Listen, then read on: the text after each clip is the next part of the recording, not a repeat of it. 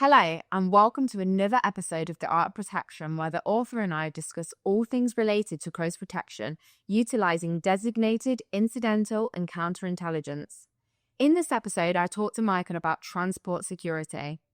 The episode discusses this area in quite some detail, including these topics: vehicles and convoys, being a CPO and a driver, convoys in high threat situations, surveillance awareness, route reconnaissance and route selection, dealing with principals who interfere with security plans, counter and anti-intelligence, and counter and anti-surveillance, and lastly, how to initiate a counter-surveillance operation. I hope you enjoyed this episode. Welcome back, Michael. Thank you very much. So today we're going to discuss the chapter in your book where you talk about vehicles and convoys. Okay. I'll do my best to remember. Yeah, obviously they play a big part because how can you get around without vehicles? It's true. So tell us a little bit about vehicles and convoys briefly, just an intro. It's a bit of a strange topic, I think, but it is worth talking about because of what you just mentioned. It was one I worried about debate whether or not to put in the book, honestly, because I was running out of space. There was a point where I had to kind of take into account how many chapters is this book really going to be. But so what I did is I integrated it with just a general sort of transport security sort of chapter that incorporated another other elements. So the vehicle element just looks at various things that, attributes that you would take into account when planning, preparing a convoy or just a singular vehicle for the safe passage of a principal. So do you use different types of vehicles, or will it always be the same vehicle? I think there are, again, as with most of my answers, it depends because the variable factors are threat level, principal preference, and never forgetting budget because, let's be real, it comes down to money sometimes. So, it does vary. Obviously, the environment as well is a massive impact. In fact, you're not going to drive around in a Bentley in the desert in Iraq or Afghanistan, for example. So environmental factors, threat level, the risk, the type of threat, the nature of the threat, budget, and lastly, again, principal preference. Because at the end of the day, if the principal is the client as well, the person paying as well as the person being protected, then they put their foot down. You're in a difficult situation. So largely depends. And also, like you've mentioned before in previous episodes, obviously, it could be your role at the same time to actually become a driver as well? Yeah, so this is a difficult one because on our training program, we don't do driving. So one of the big attractions with other training providers is that they do large elements of driving or the marketing is really focused around things like driving, the practical elements, firing weapons and all this kind of stuff. We don't do that our training because ours is more sort of geared towards intelligence, counterintelligence and whatnot. Yeah. So, yes, we recognize that a close protection officer may be tasked with being a driver. They may be tasked with being a driver and part of the personal escort section.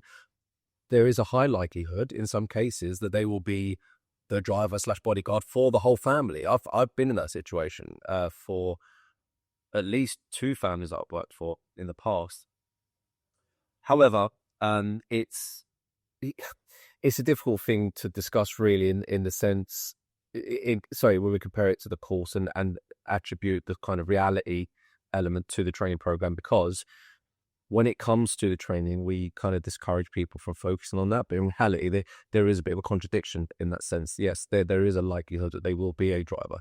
We discourage them from taking any sort of training program whereby they are driving around a race course like a maniac.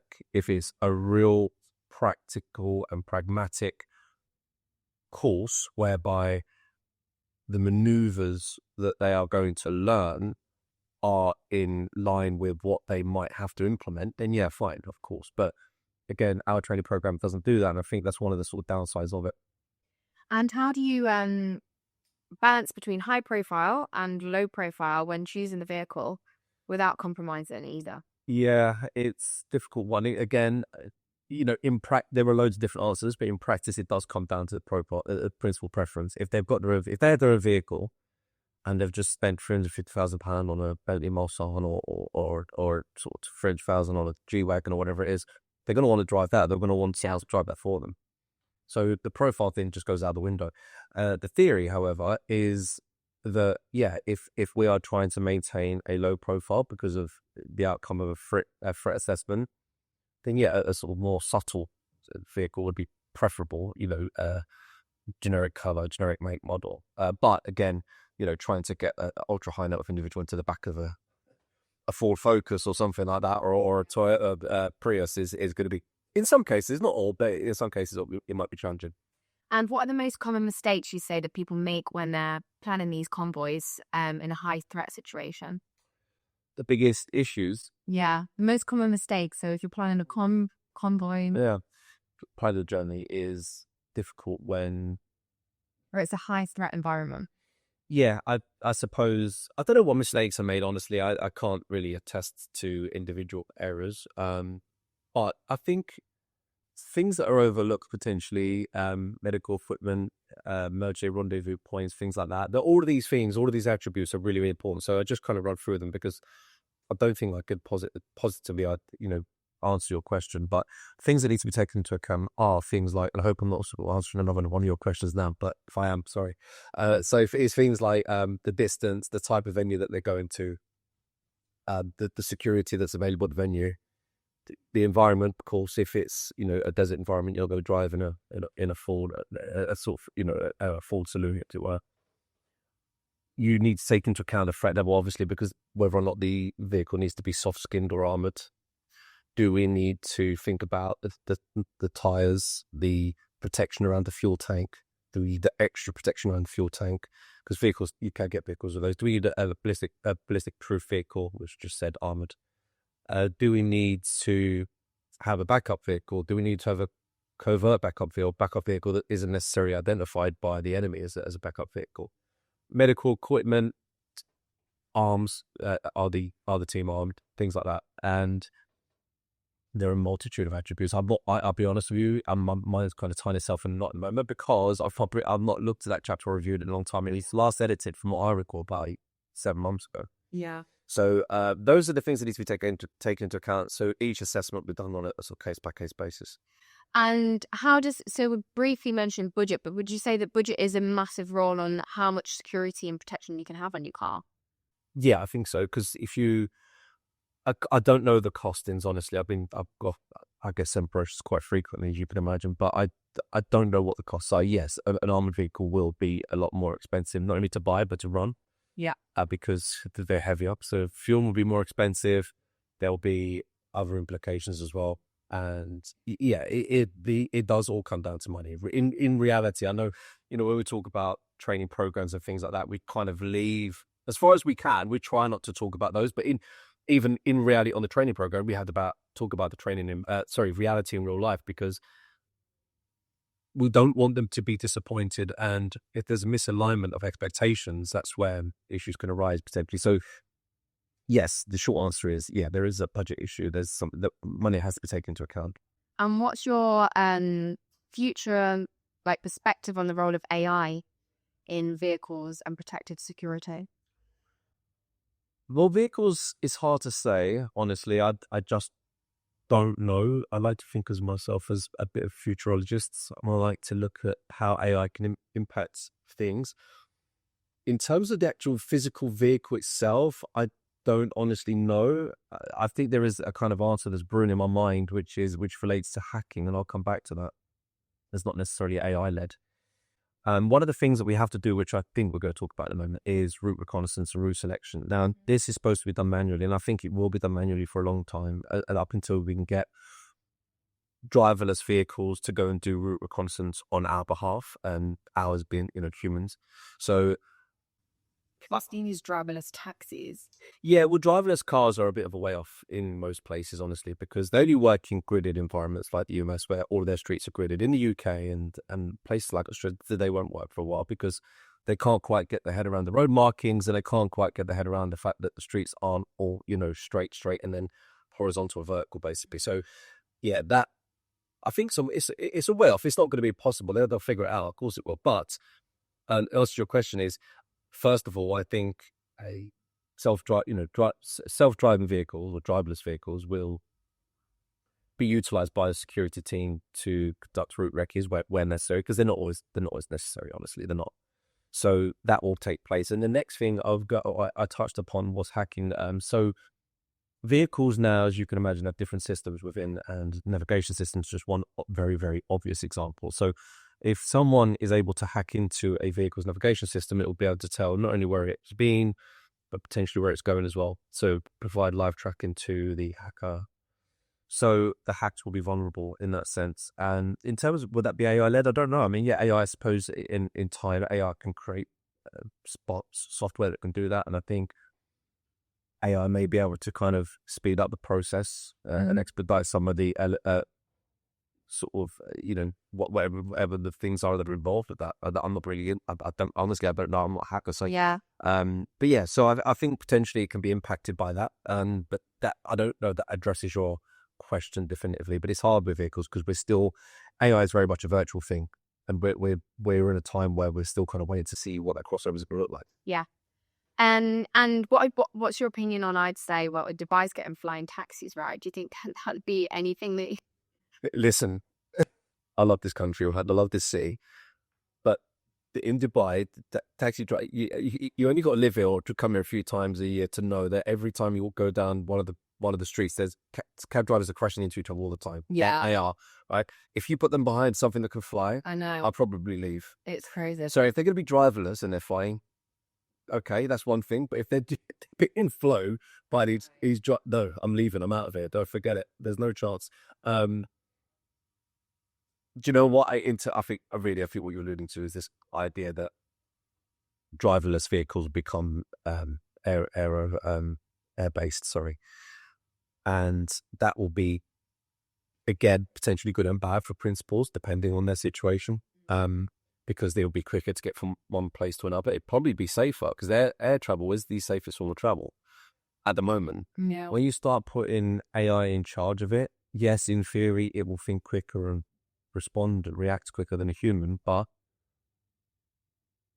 I don't know. I think I was born in the 80s. I don't know if I'm that in my mind. I don't have my mind to trust it yet, but I'm sure if it is efficient and effective, then it'll be great for people. And yeah, obviously, but then the vulnerability is, can it be hacked? And if it's hacked, is it vulnerable?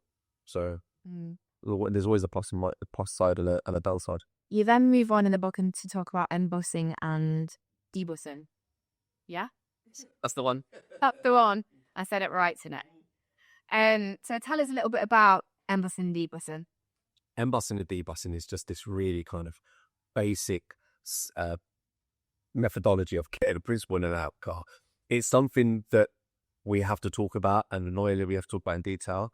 Sounds a lot posher when you say embossing and debussing. Yeah, it does. Easy in and out. Yeah, and actually getting off and on I suppose, a bus. But yeah, it's getting in and out of a vehicle, right? Which is, it sounds really basic, and it should be, but for some reason we've complicated it. But there is a justification for it, right? So, and when I wrote the book, I kind of struggled to find any positive and definitive data on this. But when I did my training, there was a theory that talked about percentage increase in risk. So when a principal is in a vehicle, they're a lot safer than they are out in the street, obviously. Yeah. Right. So when they're going from a vehicle, which again is relatively safe, the building's the safest, vehicles slightly less safe, on a street is the least safest, right? If you want to put it like that. So when they're going from a vehicle to a building, they're on the street for a period of time. Now, if there's someone who is really determined to gain access to the principal to cause them harm, then what will happen is, in theory, they will mount observations on them. They will understand where they're going, what time they're going to go there, and how they're going to get there. So let's just use the basic: from home to office in a vehicle. They pull up outside the front door of the main building of the office. They go in, right? So the enemy will know that. So what that means is, during that that transition time from vehicle to office building, they're vulnerable. Yeah. So the embossing and debussing is kind of this theory all based around that risk, or increased risk, because it looks at how operatives can position themselves and take into account areas of interest or areas of responsibility. So if one operative will get out first, and another operative maybe simultaneously. Ultimately, the idea is that there's 360 protection around the principal during the transition. Yeah. It's been honestly overcomplicated, I think, over time. But I do think there's justification for it, which is the reason I've just said, but it's literally the theory of getting in and out of a car. Yes, there are more steps to it. And yes, it does need to be taken seriously. The counter argument is, and people just say, is it not just getting in and out of a car? But yes, it is. But there is, like I said, justified rationale. You talk about as well the importance of surveillance awareness. That plays a big role in this. Surveillance, yeah, I've been spoke about it before. It is critical, I think. I've written it twice. I've written in block capital letters in 2 books. It is critical for people to understand the nuances of surveillance so they can help identify people who are mounting observations on their principal and potentially on them as well. You know, if the security team members themselves are potentially at risk as well. If someone is really that determined to get to someone, the security team or operatives stand in the way of their endeavours. So they could be taken out. They could become a target in their own right. So it is important. Can you share a real world example that's happened where there's been a failure in embossing and debossing? Yeah. Which has led to something critical. So, not critical, not in the sense that someone was in imminent danger. In a critical, like, security breach. Well, I'll tell you one that led to serious embarrassment. Oh, really? Yeah, so, yeah. This I should laugh. But this happened at a very, very early stage of my career, right? So, I can't remember who it was. It was someone got out of a vehicle. And honestly, it wasn't my fault, but it kind of was. And I will always be blamed for it. And thankfully, I don't think it was recorded or photographed or anything. But someone was getting out of a vehicle. And it was a man the man was famous. I can't remember who it was. And he was with a woman. His wife, I don't know who it was, but it was with a woman. And she had high heels on, and they were getting out of I think like a V-Class, a Viano, Mercedes Viano, so it's slightly higher up. And then what happened was we'd collected the mail. It's complete, but didn't forget about the woman. We weren't really responsible for her. Yeah. She got the car, turned round, and had fallen flat on her face. And obviously, we would naturally be to blame for that. And it's quite Well, him really wouldn't be seen with him either if he's got a wife. No, Is that right? Where it was his wife? I think it was his wife. Oh. I thought it might be. It might be. That's I something you don't want. No, I don't know. I don't think he was. I don't know. He wouldn't. Presumably, you, if you're famous, you wouldn't do that when there are paparazzi and stuff around at a major event like that. But anyway, I don't know. Some people do. Anyway, so yeah, she fell flat on her face, and that was a bit embarrassing. And I went over to help her because my mate was with whoever he was. And I helped her in a way that I made a mistake the way I helped her up as well, which I don't want to talk about on camera, but I'll tell you another time. The way I helped her up was also a massive error. So that was embarrassing. And there have been others. I'll tell you another one, which my mate sort of told me, I don't know if this is really relevant, honestly, but one of the girls, again, she was the fiance of someone we were looking after who was an actor. She got out of the car with a dress on, and paparazzi had a field day because she hadn't covered herself up properly. So that I've seen that see little things like that happen. Yeah. So when it's That's happened to a few of my friends before then that are in the limelight, just the paparazzi yeah, they get anything. No, they're animals. They're really, but not all of them, but some of them are pretty bad. But honestly, no, jokes aside, when it's a serious situation, honestly, no, because it's taken a lot more seriously. And preparations are made more, I don't know, sort of more thoroughly. So no, I honestly, jokes aside, no serious incidents. Okay, so moving on to routes, you're gonna have to help me with this word. Route No, go on. reconnaissance. Reconnaissance. That's a line of shit. I was hoping you were gonna get I think it was gonna be fuck it up, but you didn't. Route reconnaissance. I feel like I've tried to say that before. That word reconnaissance. So what's the question? Sorry. The question was that it plays a big role. So the annoying thing is, and I'm just going to be honest, so when it comes to close protection, again, is very subjective. The kind of work that we do, if it's a celebrity, if it's someone who just wants security temporarily because they're not massively concerned about their safety, they just want it to go to a couple of meetings because they don't like the idea of being in a certain city, for example. Someone from here wants security whilst they're in London, and they don't have any threat against them. They just have concerns about their safety whilst they're there, i.e. robbery, theft, all that kind of normal stuff.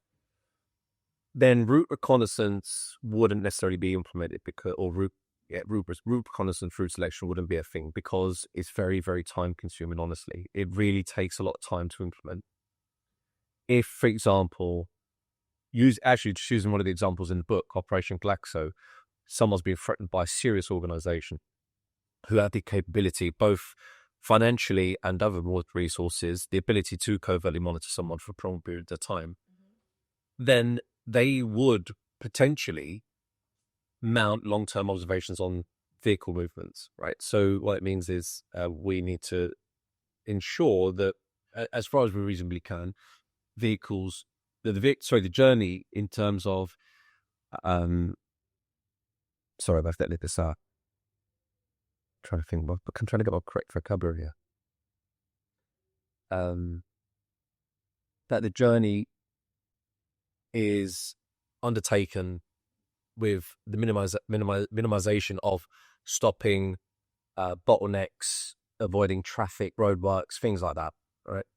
So just to give you an example, if from A to B was a 10-mile journey, it might be the case that one theory would be to get there as quickly as possible, which is one that I support. However, if you take the most predictable route, it kind of potentially puts the principal at risk because it's predictable. The enemy may have assumed that that's the way you're going to go, and therefore they would have put sort of something in place that would cause harm. You know, it could be anything. And I don't want to be specific, but like it could be an IED. It could be, you know, some sort of chemical attack. It could be some sort of, you know, any other sort of stoppage ambush of some sort. So when you look at the route, it's like you take the least obvious route. You don't just use Google to get to A to B. You look at and go, okay, what diversion or what route can I take that gets us from A to B as quickly as possible, but also takes into account things like the avoidance of traffic lights, potential traffic jams, again, other hazards, and you know, to mitigate the sort of possibility of having to stop. So yeah, the route reconnaissance is important, but it is subjective, and it's really only in high threat situations, and I'll explain why. It basically involves someone physically going out, not with Street View, not with anything like that, going out and researching the route. That's what recce means, right? So it means the research. Get a vehicle, go from A to B, and look at a few different options. So during those options, or during those sort of drives, as it were, they would go from A to B like multiple times, right? So you can even now already you can start to like understand how time consuming it really is. Yeah. And by the way, this is just one trip, right? The principal may make 10 trips in a day. So they'll go out A to B, go, okay, right, the sort of route that might take 11 is for a 10-mile journey. This one is 12 miles, it's 2 miles out of the way, but there's a couple of roundabouts, so we can do a couple of anti-surveillance maneuvers. There's a safe haven on the route as well, which is, you know, a police station or some other sort of safe haven, army barracks perhaps. And that's option one. Option two is this, that, and the other. It goes on. So, and then obviously route selection is just basically identifying which is going to be best based on the set of circumstances at the time. Mm-hmm. That's what it is. It's not very theory heavy, but it takes a lot of time when you get a cohort of people to put it to practice on a training program, because invariably they get it wrong. Yeah. But there are other sort of nuances that are involved in the process as well, i.e., well, the outcome of it is to produce something called a line card, right? Which is this sort of vertical line which goes from the bottom to the top. The bottom is the start location, the top is the end location, and in between it kind of measures every turn in by miles. So there's this theory where they have to reset the tachometer, which kind of the tachometer is not it's the measurement of miles. So you set it to 0, and it might be the case that 0.4 miles you need to turn left, and then 0.6 miles, which is an additional 0.2 miles, you turn right, and so on and so forth. It goes on and on. And that calculation they usually get wrong. So there's all these little things that they do that they kind of balls it up here and there, but that's part of the process. They have to get it wrong there in the call on the training program, so that they can properly implement it as or when they need to in reality, in real life. But that, I'll be honest with you, all of that aside, the chances of someone actually doing a route recce in real life is quite slim, I think. Yeah. Because one, it's very time consuming and therefore expensive, and two, only certain situations would really require it. And three, the last reason I think is because we're in a digital age, and you can't ask Street View to show you where the roadblocks are going to be, but you can ask it to show you where there are traffic jams based on heat maps and whatnot. So route reconnaissance, I think, in the next few years in training programs will go out the window. And I'll be honest with you, in my view, it'll be a good day because it is very time consuming, and I feel though time could be placed elsewhere. Yeah. So how would you recommend in the training program then? When you're the route planning process, how do you recommend controlling that when times are changing, environment changes? Because obviously you'll teach them a certain way to plan this, but how do you obviously got to take into all these different factors that might change the plan? Yeah, and you can't. Yeah. You can't. That is the problem, and it's absolutely crucial because when we do it, it's a bit of a spoiler alert if anyone goes into the training program, by the way. But it does change. Yeah. So they spend hours doing this route recce and route selection. Yeah. They get in the car all confident, ready to use their line. They know where they're going. Yeah, they know where they're going, and it's like then the principal changes their mind or something happens along the route, and they're like, oh shit. Well, I know when I can't find a ways to even get here. It's, hour late. Megan can't follow ways, everybody. I'd be great at like last minute changes. Well, yeah, mate. If you maybe did a line card, I'll be honest, I don't think it would help. But no, I wouldn't be good at a route recce. No, I don't think it'd be your forte, to be honest, mate. You're probably better off doing the threat research or something. Yeah, digging into people's Instagram accounts. Oh, it'd be great at estimate then. Very good at that. Yeah. But no, it's like I say, the change of minds and the change of plans and incidents as well that you can't really plan for. Even on a training program, things happen we can't account for. Mm-hmm. I remember once we did one, there was like a protest come out of nowhere. Really? Yeah, which in theory they should have known about. But it was a lesson learned from both sides because we, as the training provider, should have probably known that there was a protest. It was a harmless protest. It wasn't anything serious. It was just a demonstration.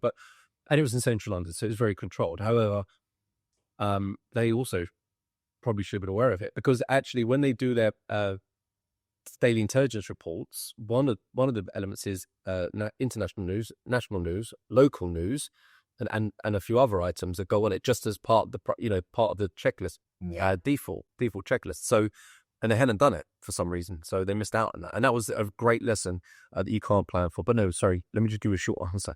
You cannot really plan for these little changes, and you just have to adapt accordingly. And that's why being a dynamic, open-minded individuals to what to do in a change and involving situations is really critical. So there's 12 different factors that you talk about that can affect. Fuck is there? Fuck, I can't do that. Oh, both of them. Choke points, safe havens, black spots, etc. But which do you consider the most critical when operating in a high threat environment?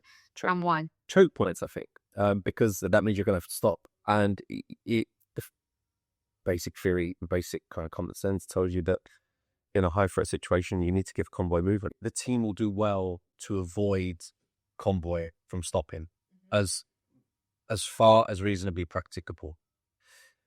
What were the other ones? Black spots. Black spots, just like for those that know, is communication black spots. So if you're communicating via any mobile network, then the black spot is an area where you're unable to do that. And it's important to know because if everyone's phones go dark all of a sudden for more than 30 seconds to a minute whilst driving, that could raise alarm bells. Yeah. So that's why, again, that's one of the reasons why physical route recces will always be best, but slightly impractical in my view, honestly. What other one? I don't remember what other ones. Break points, safe havens. Safe havens are important. So during the training program, they have to do at least 2 along a route, if possible, and it's usually within a city environment, so they can include things like police stations and embassies and things like that. But I'll be honest with you, I can't remember the others. Black spots. Did we talk about the just but choke points? I've only got like 3. I have to put etc. Yeah, I mean, I wrote. I should remember honestly, but yeah, all of those things are important. It's just let's pretend that I know, but I can't remember honestly. I just can't. So how do you manage situations where the principal's preferences directly conflict with the safest, almost tactical route option? Honestly, it's that negotiation, interpersonal piece that we've spoken about. So are you saying that when let's say if the principal's got certain preferences, but you have to go against that because of safety? Well, in some cases, you won't really be able to. Yeah, that's what I'm saying. How do you manage that, really?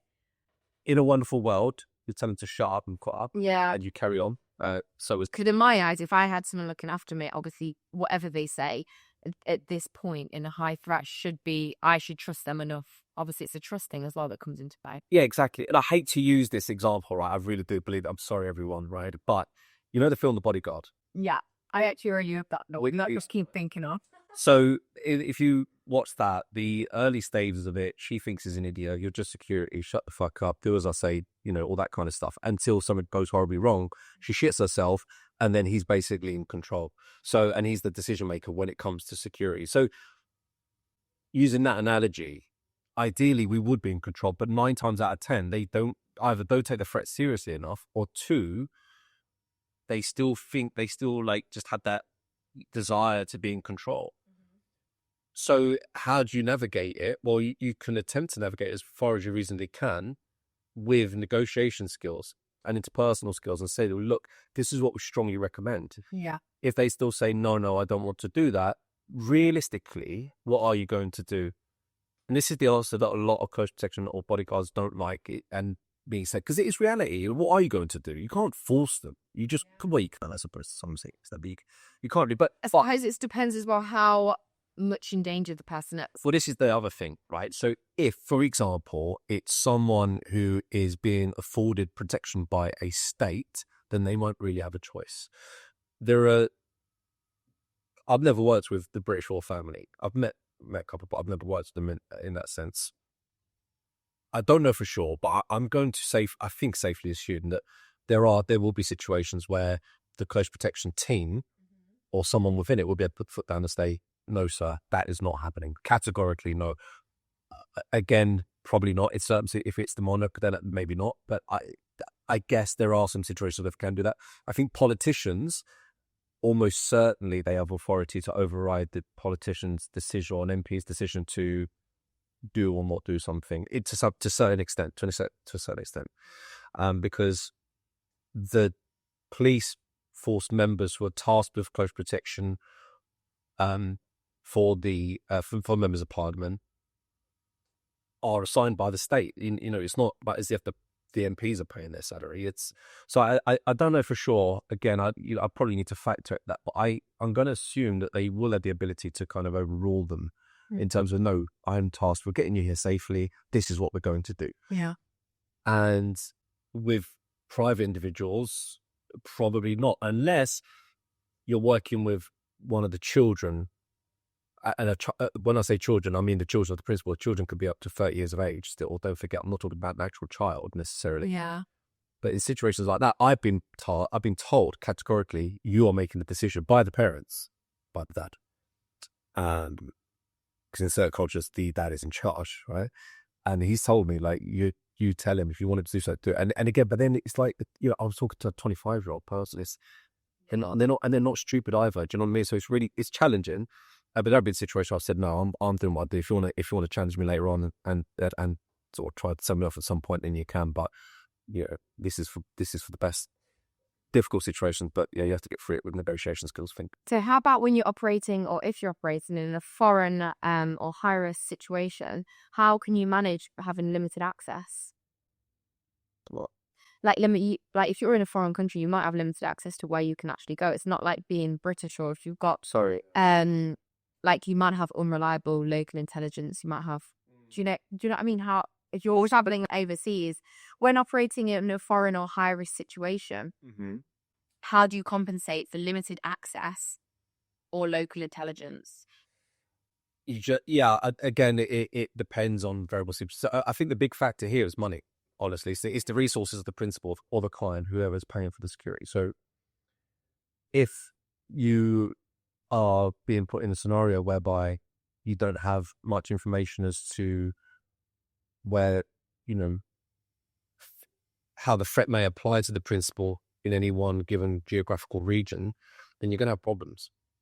Then again, honestly, you shouldn't be in that situation, because in theory, you could just say, no, we're not prepared.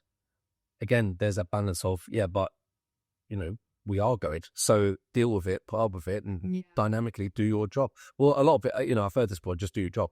But it's not really like that. Our job is really, in certain scenarios, and a lot of scenarios, it's really sort of, not financially, but proverbially funded by backed up by intelligence, like you said. If we don't have proper intelligence as to the geographical locality, then and all the sort of generic threats that it poses as well, not just the specific threats, the generic threats as well, then yeah, we are in danger. We and the principal are in danger. So again, do you want to be vulnerable? Do you want to, obviously the principal doesn't want to be, but if they're putting themselves in that danger, are you going to let them put you in that danger as well? If it's really severe, you can pull out, but it might be a bit of a career changer. I don't know. And I feel like a lot of the route planning has to come down to you using your own brain as well. Obviously, you've got weather conditions that will affect it. Yeah, weather conditions are another impacting factor because and time as well. So it's daylight, operational daylight hours and whatnot. But it's, one of the sort of get-arounds with traveling to another location that you're not massively well sort of versed with,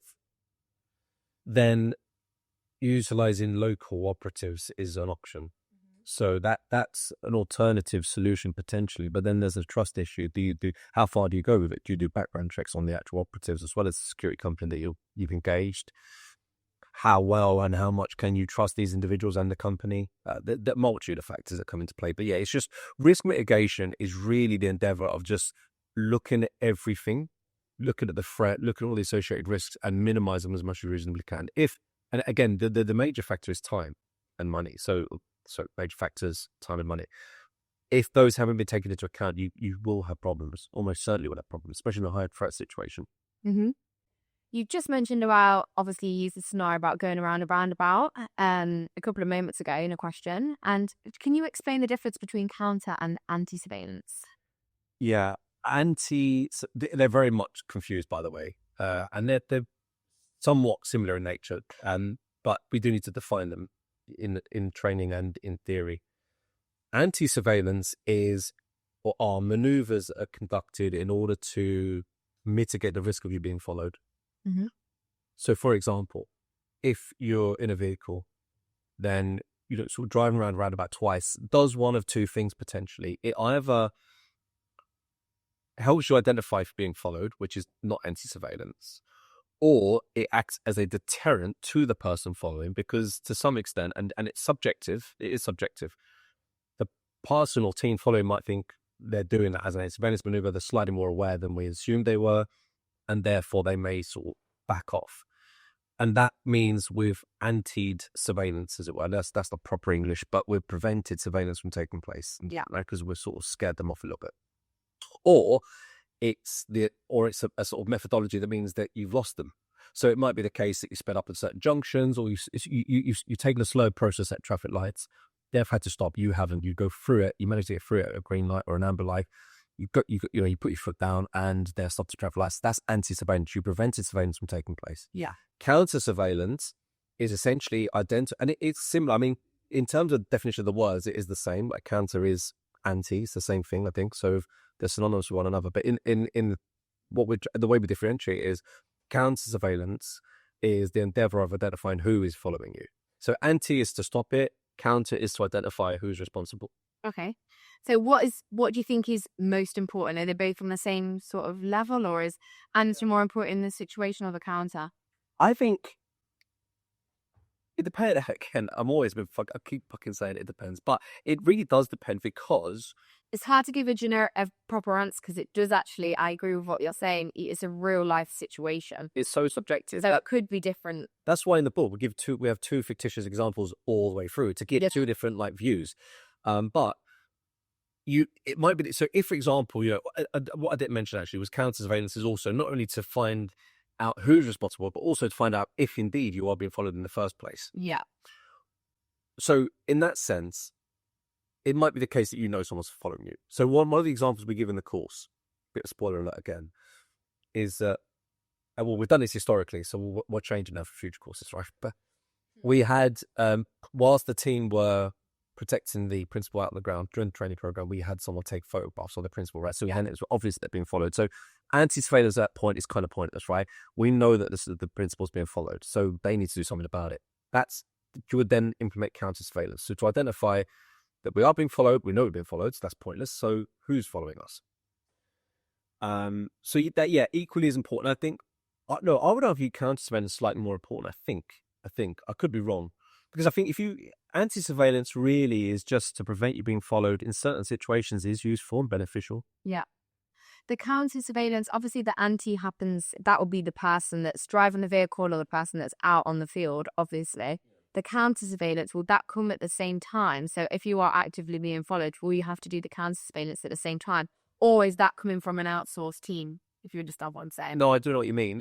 Yeah. If you're quick enough, you could potentially deploy someone. So it varies on the size of the team. So if you've got a member of the search advance party and they're going to head to a venue, right? And would you think that the surveillance operatives or the team mounted observations on the principal aren't aware of the search advance party member, then you might be able to utilize them to conduct counter surveillance. Yeah.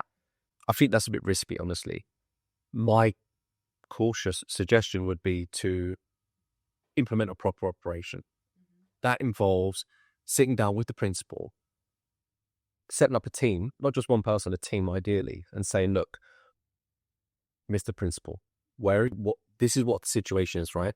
We propose that we do a counter surveillance operation, which is going to involve us knowing exactly what your movements are from every moment of the day. So, for example, and it won't work because they will change their mind, but the theory is they will leave the house or hotel, go to location 1, 10 minutes, then they leave. Then they go to location 2, 5 minutes, then they leave. Location 3, an hour, then they leave. So the team, the protection team and the counter surveillance team will know the movements. So And that is hard because if you think about me personally, if I think about my days, you don't know how long you're at some places. Don't know how long the cup of tea is going to be. you don't know how long your journey's going to be. Yeah, exactly. Obviously, it will vary from person to person, and they will change their mind as well. They'll say, "Oh, look, there's another shop I want to go to," and it balls up the operation. But no, realistically, if there's a positive line of communication between the security team and the counter surveillance operatives by way of two-way radios or whatever it is, then it should be okay. The counter surveillance team would then kind of have an idea as to what better to best position themselves, so they will have the benefit of time in order to prepare a proper operation. They can be, I don't know, 50 meters ahead and get a good line of sight down the street. In the book we use, I think it's Green Street in Mayfair. So at the top of Green Street, so like imagine Oxford Street. If anyone knows Oxford Street, there's Zara there, and Green Street goes all the way down. And was it Park Street? I can't remember. It might be Park Street. Is it? Yeah. There's Park Street. They can view all the way down, so they can see the principal walking. But the idea is that they have a clear line of sight of anyone who may be following, right? So photographs are taken, general photographs or footage is taken, right? So ideally, You're going to say that I think of the films where they've got a team in the back of a van. yeah, that's Bit extreme, but Oh no, I mean I've been put in the back of surveillance vans for a long time, and yeah, that's another. So I could tell you about surveillance vans for a long time. I spent many hours in surveillance. Really? Yeah. Once I got sort of locked in, and it was purposely or No. It was purposely in the sense that the team sort of left me there because you had to lock the van, and I just didn't care for how long it was going to be, and it was summer, and oh god, you were a boiler. it was roasted. It was roasted, and the fan broke down, and yeah, I was. Anyway, sorry, I digressed. But yes, so take photographs of them approaching, and everyone behind, and sort of all of the positions that someone might adopt when they're mounting observations upon someone. Then, same again, they just repeat that process again and again and again and again. And we obviously, surveillance operatives know about prime positioning and ABC methods and quiet troop methods and all that kind of stuff. So they will identify what those locations are, not pinpointed, but like a generic wide area of where those operatives may position themselves in the given scenario. And at the end of the day, they have a collection of photographs, right? So this operation may last somewhere between an hour to 8 hours. We don't know. Yeah. But that review all of the photographs, and the idea is that in theory there should be not very many repetitions of faces in those in that set of imagery, and if there are, then we may have possibly identified who's responsible. We've seen this in training programs where, despite repetitions, people just dismiss that person. That's not space operative, and it was someone we put there. And but yeah, so it does work. The theory does work if it's implemented, but the beauty of implementing a counter surveillance operation where time is on our side. That's amazing. In what you mentioned earlier about we could implement one straight away, potentially probably wouldn't have the same effects, and it would be quite difficult as well. Yeah. That's all for today. Thank you for joining us and discussing the Art of Protection book that will be coming up very soon. We look forward to you joining us on our next episode.